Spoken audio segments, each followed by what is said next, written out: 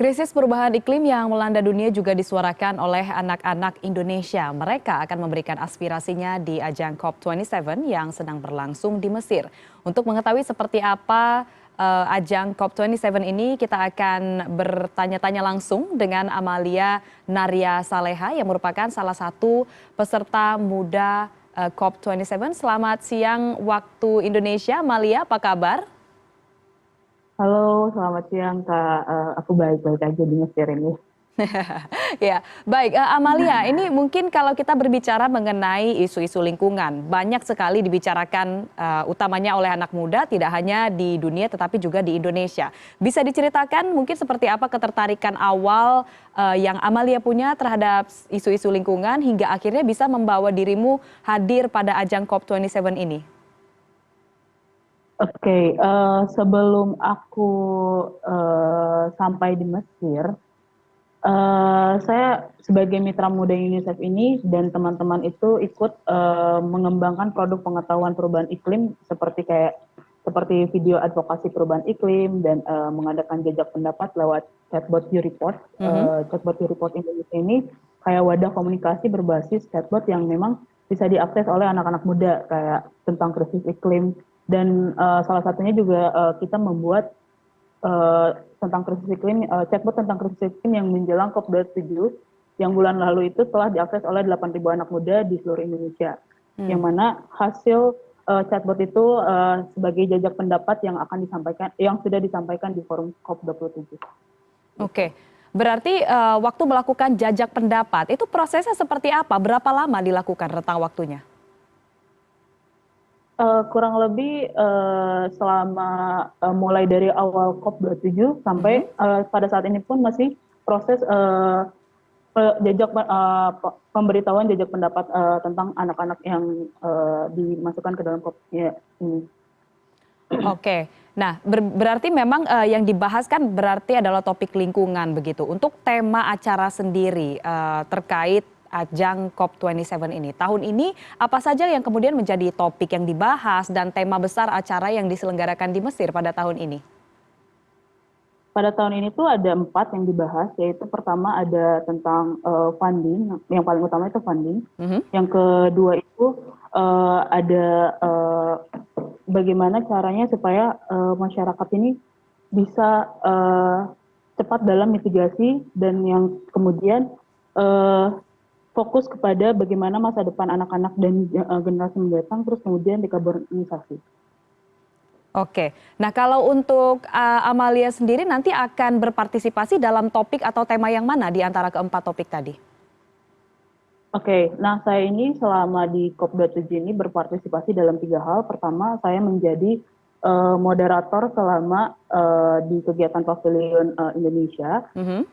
yang untuk kegiatan untuk menyampaikan aspirasi anak-anak dan anak muda Indonesia. Yang kedua, saya sebagai panelis di NDC Partnership untuk menyampaikan tentang masalah green job. Dan Mhm. kemudian saya juga menyampaikan eh, terlibat dalam proses negosiasi atau menghadiri beberapa kegiatan meeting untuk eh, masalah transisi energi. Oke, untuk acara COP27 ini kira-kira sudah ada daftar tamu yang akan hadir nanti itu siapa aja? Daftar tamu yang akan hadir di COP27 ini sudah sangat banyak. Kurang lebih itu ada 15.000 partisipan, termasuk ada party overflow, ada UN overflow dan banyak banget anak-anak muda yang datang dari berbagai penjuru dunia. Nah, termasuk juga beberapa presiden dari beberapa negara dan dari Indonesia sendiri yang hadir ada wakil presiden yang kemarin datang ke Indonesia Pavilion.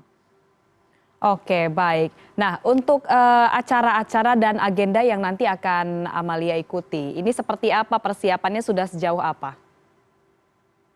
Oke, sebetulnya acara-acara yang sudah aku ikutin ini udah berlangsung kemarin-kemarin dan Mhm. uh, acaranya sangat berjalan dengan berhasil. Terutama aku senang banget dengan melihat reaksi dari para partisipan atau attendance yang datang ke kegiatan aku yang kemarin.